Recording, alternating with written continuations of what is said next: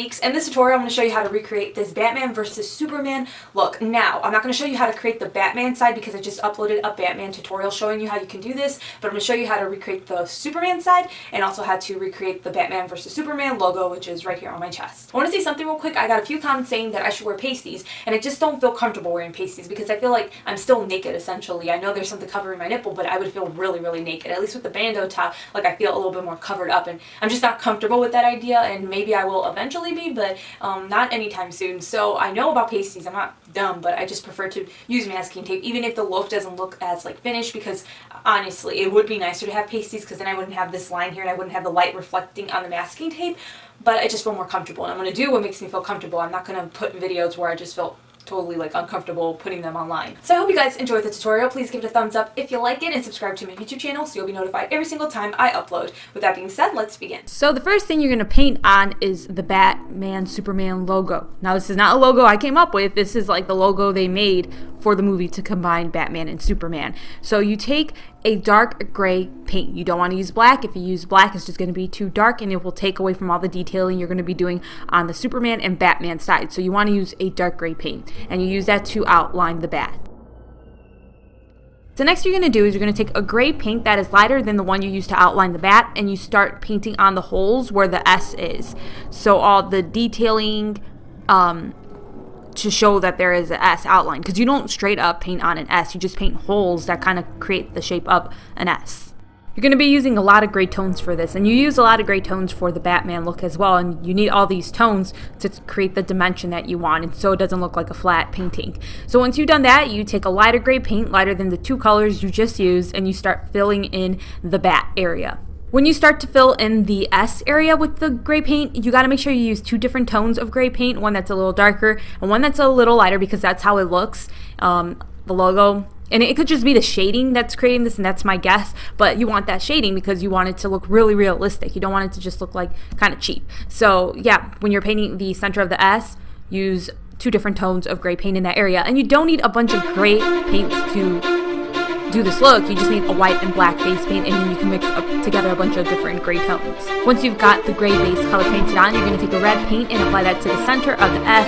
When you reference a picture, you're going to know exactly where to apply the red paint. And it's nice to have that gray tone under the red paint so it can stop the paint from being too pigmented, because you don't want it to be too red in that area. And we're going to end up using eyeshadow later to help blend it in better with the gray paint. Now you're going to add shadows within those holes that are around the S. You just want to use a dark gray paint to do this, and again, when you're referencing the picture, you're going to know exactly where to paint on these shadows. You don't want to paint the entire hole with this dark color, otherwise it's going to take away from the depth. After you've done that, you use a yellow paint to highlight the holes. So that's why you don't paint the entire inside of each hole totally black or dark gray.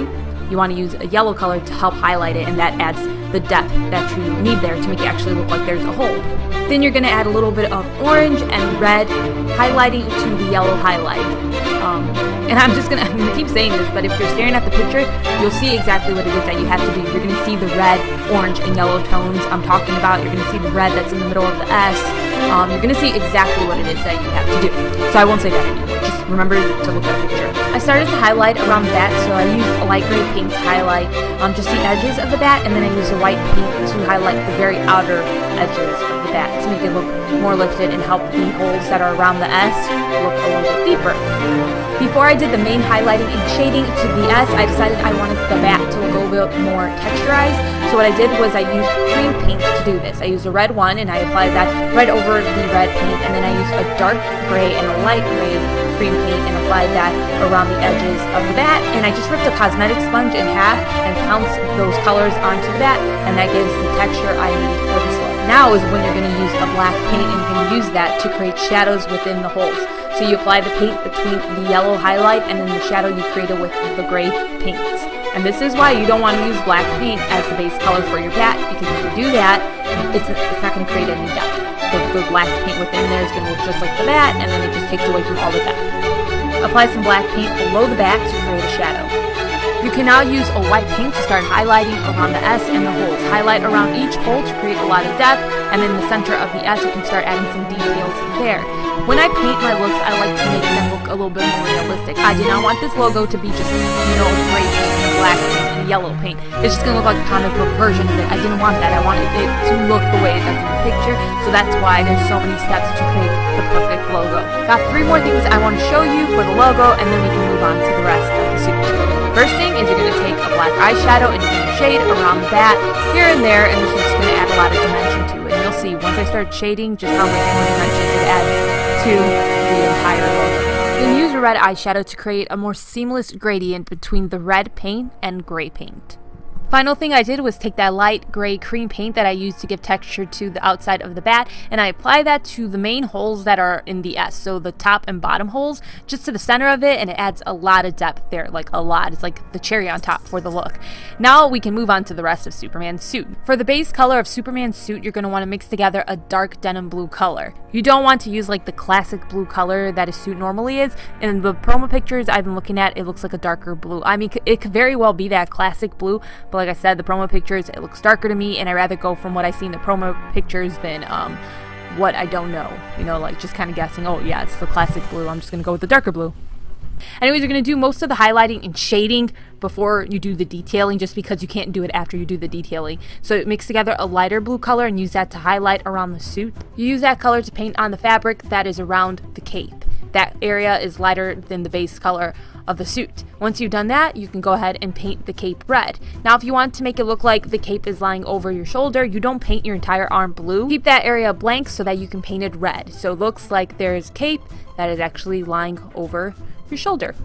So now you're going to mix together a very dark blue color, so you're probably going to want to use more black than blue to create this color, and you use it to define where the 2 different tones of blue are on the suit, and then near the shoulder. Then you're also going to use this color to start painting on the detailing that is on Superman's suit. And let me tell you, this is hella hard because the detailing doesn't even really look like the way I painted it on. I had to simplify it because it would have taken forever to paint on, and also really hard to explain to you guys, because basically what it looks like is kind of like a steel mesh design. It honestly kind of almost looks like bottle caps, like the top of a bottle cap with like a dot in the center. It would have been really, really hard to paint on. So what I did was created a bunch of like small S shapes, but they're like an oblong S, almost like a squiggle, like half of a squiggly line, and I created a bunch of them just going down the entire suit.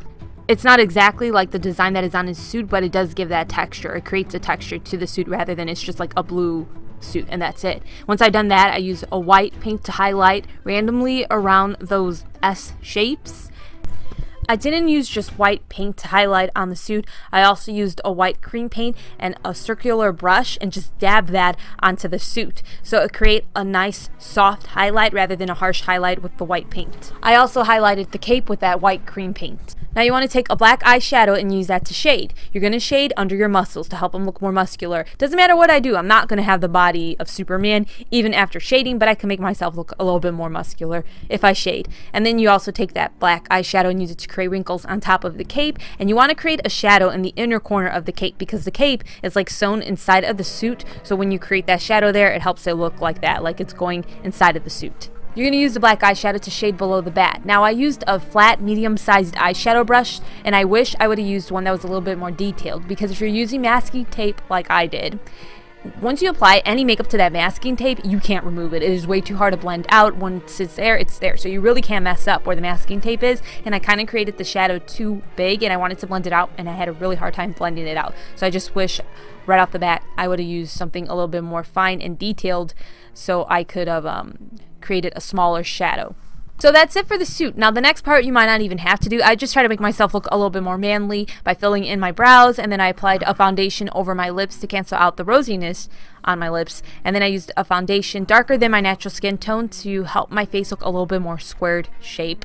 And then I took that brow pomade I used to fill in my brows and a small little stippling brush, and I just kind of dabbed that right over above my lip and my jawline to create a 5 o'clock shadow. So I'm not going to show you how to paint the Batman suit, like I said, just because I have a tutorial for it, and in the tutorial, the suit was much more detailed than the final finished product for this particular look. So I hope you guys enjoyed the tutorial. Please give it a thumbs up if you like it, and subscribe to my YouTube channel if you want to be notified every single time I upload. So I'll see you guys pretty soon. Take care. Bye.